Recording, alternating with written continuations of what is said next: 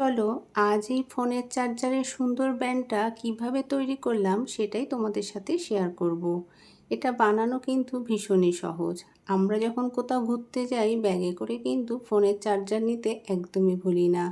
আর ফোনের চার্জারটাকে যদি এরকম সুন্দর করে সাজিয়ে নেওয়া যায় মন্দ হয় না। দেখো, প্রথমেই আমি সাদা উলকে নিয়ে 16টা চেন করে নিয়েছি। তারপরে ওই 16টা চেনের ভেতরে আমি সিঙ্গেল ক্রোশেট করে নেব।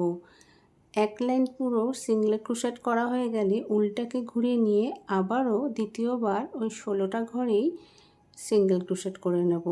সেমভাবে এখানে আমি 3 লাইন এরকম সিঙ্গেল ক্রোশেট করে নেব।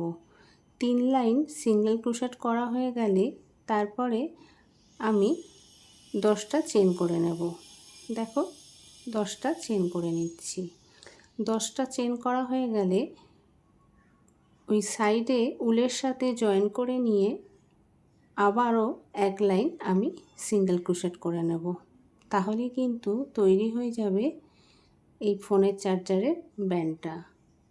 তোমরা একটু ভিডিওটা ভালো করে লক্ষ্য করো, তাহলে কিন্তু বুঝতে পারবে কিভাবে আমি এই প্রসেসগুলো করে নিচ্ছি।